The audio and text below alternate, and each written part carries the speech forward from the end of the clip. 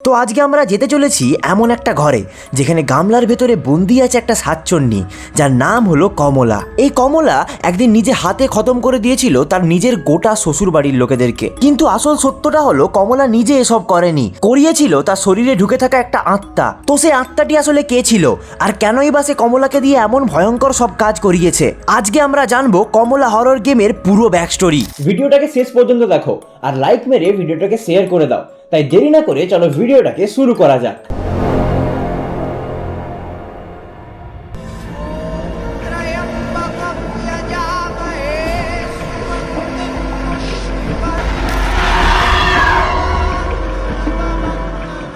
কাহিনীটি শুরু হয় 1980 সালে।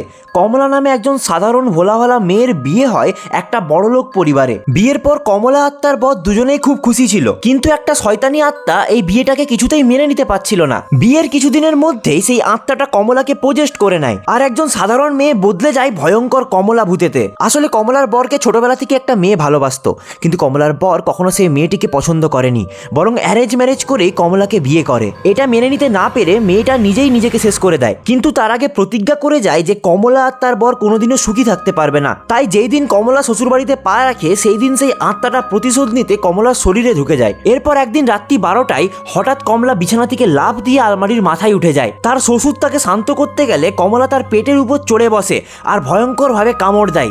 এটাই ছিল প্রথম মৃত্যু। এরপর আত্মাটা তেড়ে যায় কমলার শাশুড়ির দিকে, কিন্তু একটা জিনিস কমলার বর লক্ষ্য করে, আত্মাটা তার উপর একবারও হামলা করেনি। তখনই সে বুঝে যায় এটাই ছিল সেই মেয়েটার আত্মা যে তাকে ভালোবাসতো।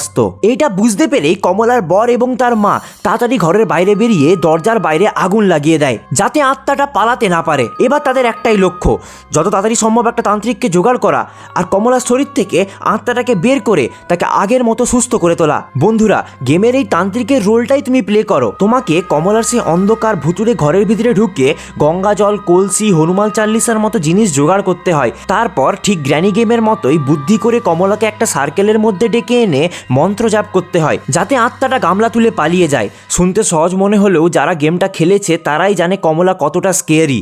যখন তখন যেখানে সেখানে সে ইচ্ছে মতো বেরিয়ে আসতে পারে। তো বন্ধুরা, আজকে তোমরা জেনে গেলে কমলা কে ছিল আর কেনই বা সে এত ভয়ঙ্কর হয়ে উঠেছিল। যদি তোমাদের মধ্যে কেউ এই গেমটা খেলে থাকো তাহলে অবশ্যই কমেন্ট করে জানাবে তোমাদের এক্সপিরিয়েন্সটা কেমন ছিল। ভিডিওটা লাইক করো আর চ্যানেলে থাকা বাকি হরর ভিডিওগুলোকেও দেখে আসো। দেখা হচ্ছে পরের ভিডিওতে একটি নতুন গল্পের সাথে। ততক্ষণের জন্য স্টে টিউনড, গুড বাই।